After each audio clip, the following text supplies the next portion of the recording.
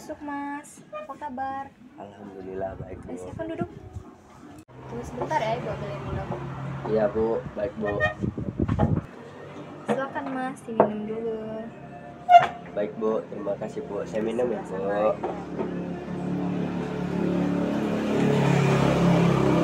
Maaf ya agak berisik karena kantor kita kan dekat jalan gitu ya. Iya. Cuacanya agak panas juga sekarang.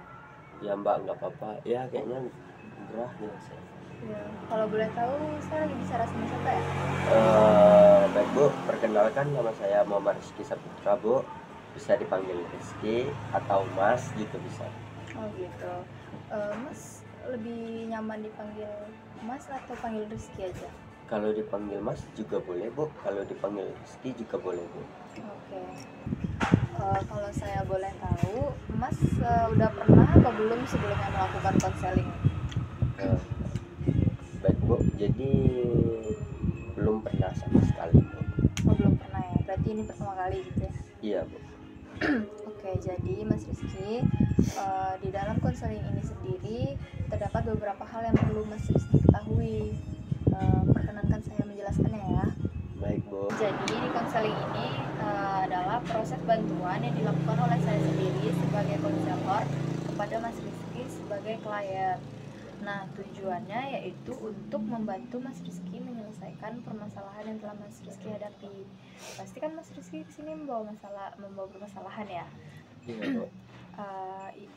Terus permasalahan itu dapat membuat kehidupan Mas Rizky terganggu atau kehidupan efektif sehari-hari terganggu gitu.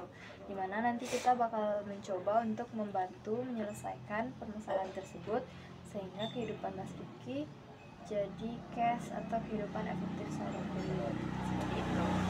Selanjutnya di dalam konseling ini sendiri memiliki beberapa fungsi, salah satunya yaitu fungsi pengetasan, di mana dengan konseling ini dapat membantu Mas Rizky menentukan permasalahan yang sedang Mas Rizky hadapi.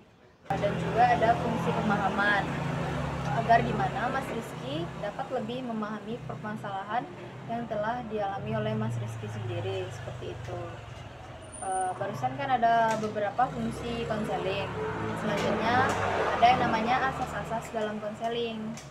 Yang pertama yaitu asas kerahasiaan. Jadi segala sesuatu yang Mas Rizky sampaikan di tempat ini hari ini itu akan terjamin kerahasiaannya. Ya baik, sebelumnya saya ingin bertanya kepada Mas Rizky, apakah Mas Rizky sukarela datang ke sini? Iya Bu, saya sukarela datang ke sini. Saya sendiri yang ingin ke sini tanpa dipaksa atau disuruh apapun dari orang lain. Nah, sukarela sendiri itu ada juga asas dalam konseling. Jadi di mana klien itu harus datang tanpa paksaan dari orang lain. Selanjutnya yaitu keterbukaan.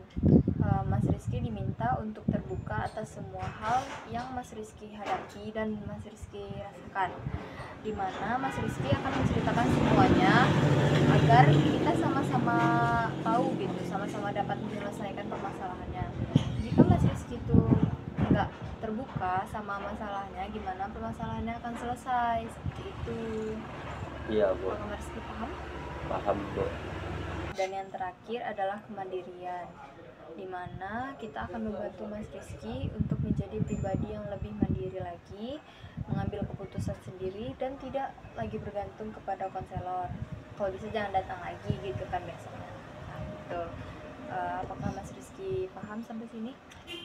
Saya cukup paham Bu untuk penjelasan yang Ibu berikan kepada saya. Oke, barusan itu adalah beberapa asas dalam konseling ya Mas Rizky. Iya.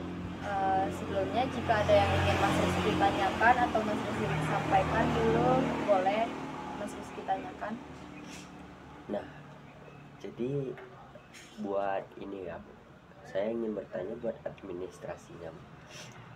Apakah saya langsung bayar sama Ibu? Apakah ada yang di depan? Ibu kasir yang di depan? Kalau soal administrasi kita ada kantor di depan, nanti Mas Rizky urus di depan saja gitu. Baik. Sebelumnya jika ada yang ingin Mas Rizky ingin tanyakan atau mungkin belum dipahami, Mas Rizky tidak apa-apa langsung tanya ke saya saja gitu ya. Baik Bu. Jadi di dalam konseling ini sendiri kita ada kontrak. Nah, di dalam satu kali pertemuan itu kita ada berdurasi 30 menit kontraknya itu. Jadi jika pertemuan kali ini permasalahan yang belum dapat diselesaikan, maka kita akan mengatur pertemuan selanjutnya. Apakah Mas Rizky tidak keberatan? Untuk saat ini saya tidak keberatan, Bu, dengan kontrak yang Ibu berikan kepada saya. Barusan kita udah membahas kontrak ya. Selanjutnya kita ke janji saya sebagai konselor. Jadi sebelum kita melaksanakan konseling, saya akan berjanji. Apakah Mas Rizky bersedia untuk mendengarkan saya? Siap, bersedia, Bu. Oke, jadi janji konselor saya, Rahmadina Octavia, sebagai konselor bersedia menerima, menjaga, dan memelihara dan merahasiakan segala informasi maupun data yang saya peroleh dari Mas Rizky. Untuk saya simpan sendiri dan tidak akan saya beritahukan kepada orang lain. Itu dapat dipahami, Mas? Bisa. Jadi itu adalah beberapa hal yang perlu Mas Rizky ketahui dalam konseling. Nah, sebelum melanjutkan ke tahap selanjutnya, jika ada Mas Rizky yang ingin ditanyakan terlebih dahulu, tanyakan dulu aja, nggak apa-apa. Apakah ada, Mas? Mungkin untuk saat ini tidak, Bu. Nggak ada ya? Oke, baik. Berarti kita masuk ke tahap selanjutnya ya. Nah, jadi saya kan tadi sudah banyak berbicara kepada Mas Rizky. Sekarang giliran Mas Rizky, ada angin apa sih yang bikin Mas Rizky datang ke tempat saya gitu? Di bawah kan di terik matahari yang panas gini ya, ada angin apa sih gitu? Boleh Mas Rizky ceritakan? Baik, Bu. Jadi, Mbak, permasalahan saya tuh gini. Awalnya saya tamat SMK di tahun 2009, tahun 2021 atau 22. Nah, jadi setelah saya tamat nih, saya bekerja terlebih dahulu di salah satu daerah di Sumatera Barat, yaitu tepatnya di daerah Payakumbuh. Nah, saya bekerja selama 1 atau 2 bulan. Saya berniat nih untuk ngerantau, Mbak. Dan saya itu ngerantaunya pada tahun 2022 ke Jakarta, tepatnya itu di Jakarta Selatan. Nah, setelah saya merantau, saya diterimalah kerja di salah satu perusahaan. Dan perusahaan itu mungkin tidak bisa saya sebutkan ya, Mbak. Ya. Nah, salah satu perusahaan, dan saya mendapat perlakuan yang tidak baik, Mbak. Seperti yang sama dengan saya, yaitu orang Jawa ya, Pak. Ya. Kebetulan orang Jawa itu dia masih masa training sama dengan saya. Dan dia masa training itu sama dengan saya, gajinya itu lebih besar daripada saya. Dan saya juga punya teman, kebetulan teman saya itu pernah juga berada di posisi saya terpuruk-puruknya. Dan saya terpuruk-puruknya, saya melihat lingkungan sekitar saya yang kebetulan itu sosok para pejudi online. Nah, di lingkungan saya para pejudi online itu, saya tertarik juga ikut bermain seperti itu, Mbak. Jadi saya juga ikutan bermain judi online. Awalnya itu dengan modal saya 100 sampai 200-an. Nah, karena saya tertariknya gini, Mbak. Awal saya main aja saya udah bisa WD gitu, Mbak. Sudah menang. Otomatis saya tergiur. Di satu posisi setelah saya menang, saya kalah, dipuruk sehabis-habisnya oleh judi. Sempat saya pinjam ke sana ke sini, nggak ada bantuan. Ujung-ujungnya saya jual HP saya yang lama. Nah, gajian saya mainin lagi. Sempat saya menang hingga 40 jutaan. Saya beli HP yang lumayan bagus sedikit. Nah, setelah itu saya tetap masih bermain, masih aktif. Dan setelah saya bermain aktif, saya jatuh dan terpuruk lagi di yang kedua kalinya, Mbak. Saat itu saya jual salah satu HP saya, dan sempat saya gadekan, saya tebus, saya gadekan, saya tebus. Seperti itulah halnya, Mbak. Oh, jadi gitu. Berarti itu tuh terus berulang gitu ya? Menang, menang, kalah, terus gitu lagi gitu. Ya seperti itulah Mbak. Tapi yang udah saya pikir-pikir sampai saat ini Mbak, seberapapun saya menang, kalah saya lebih banyak daripada menang saya. Sampai-sampai orang tua saya sempat ngeluh nih Pak, kenapa sih kamu kerja tapi tidak ada hasil? Sempat keluar itu dari mulut orang tua saya.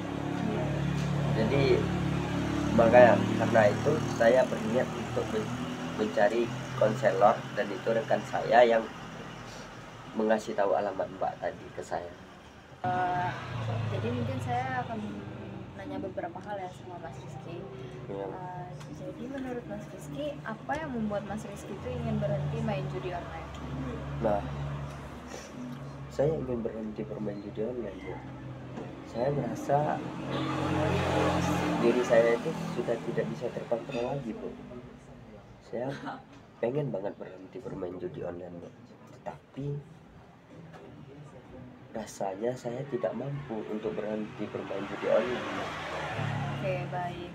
Selanjutnya gimana perasaan Mas Rizky ketika Mas Rizky itu lagi main judi online gitu? Kalau perasaan saya terlalu tegang. Tegang. Iya. Terus gimana perasaan Mas Rizky ketika Mas Rizky itu lagi main judi online? Saya merasa tidak nyaman Pak, karena yang saya rasakan saya pengen menang, saya dan harus menang Pak.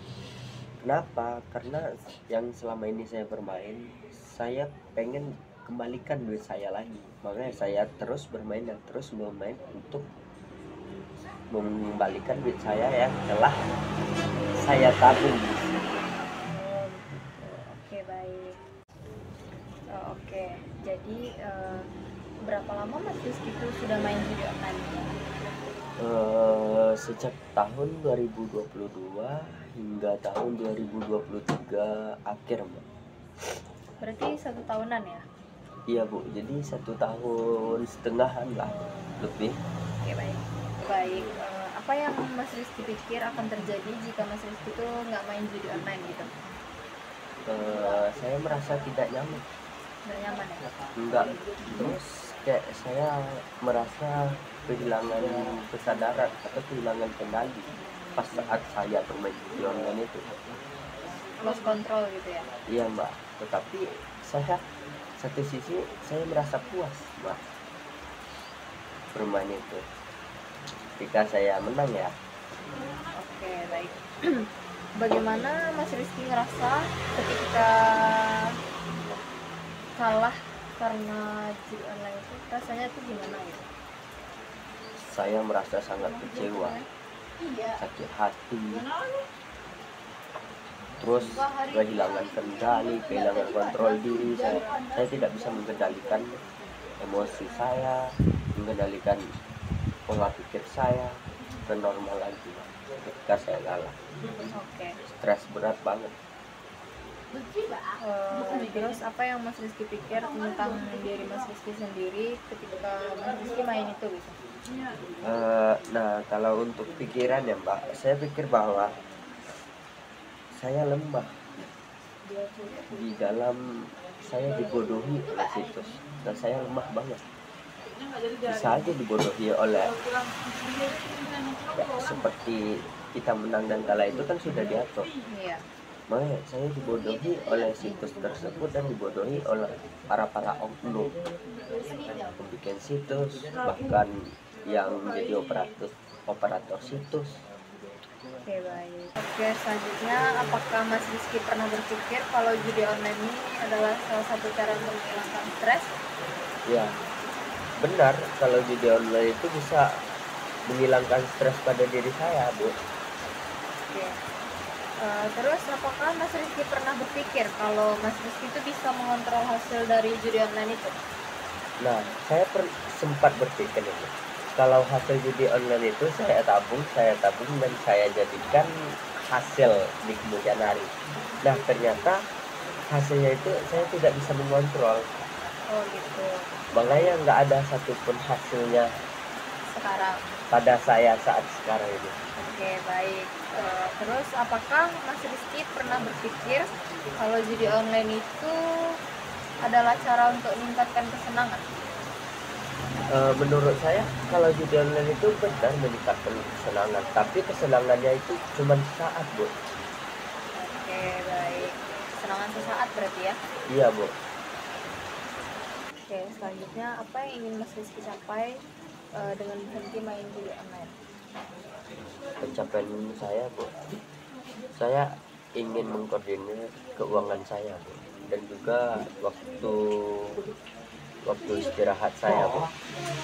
Dan satu lagi untuk meningkatkan juga, Bu, mental saya, Bu.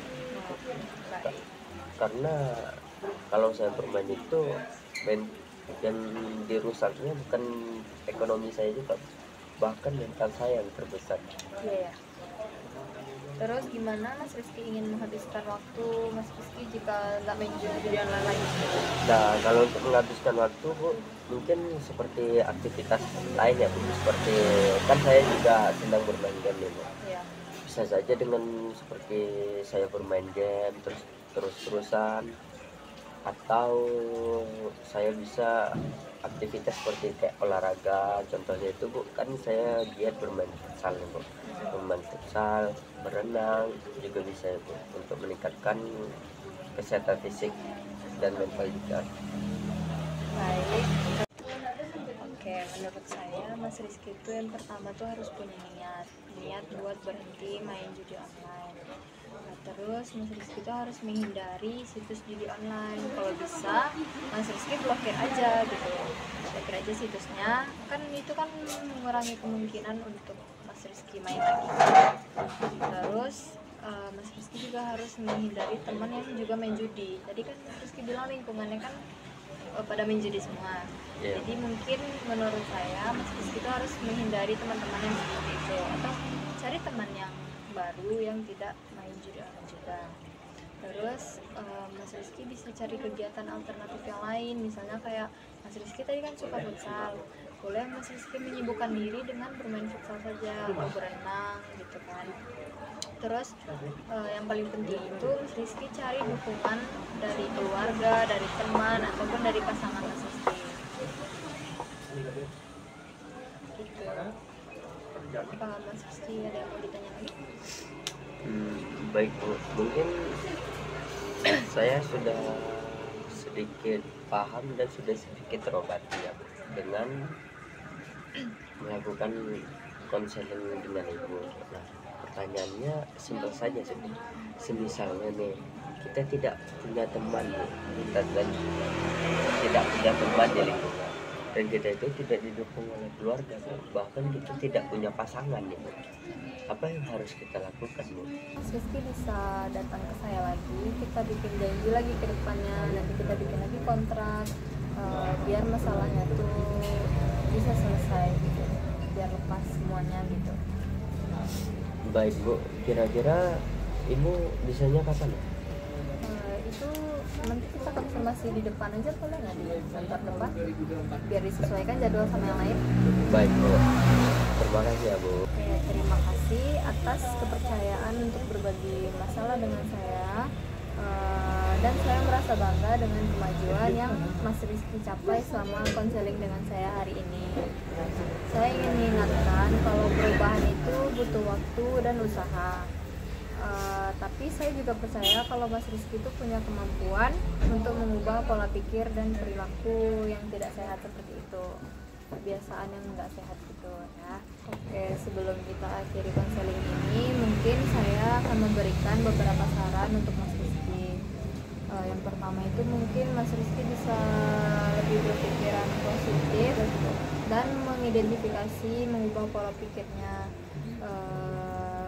yang tidak sehat itu. Terus selanjutnya cari dukungan dari orang-orang tersayang, mungkin ada temannya, ada pasangannya, atau keluarganya. Kalau tidak bisa, balik lagi ke saya gitu kan. Terus Mas Rizky gak perlu ragu buat menghubungi saya kalau Mas Rizky ngerasa tidak baik-baik saja, merasa stres gitu kan. hubungi saya kalau Mas Rizky butuh bantuan saya lebih lanjut lagi. Terus saya percaya kalau Mas Rizky dapat mencapai tujuan Mas Rizky dan mengubah hidup Mas Rizky menjadi lebih baik lagi. Sekali lagi terima kasih atas kepercayaan Mas Rizky udah berbagi cerita dengan saya. Baik Bu, saya berterima kasih kepada Ibu atas usulan saran atau pesan dan kesannya tadi ya Bu. Baik Bu, saya pamit undur diri ya Bu. Ya Bu, terima kasih Bu. Saya Anta,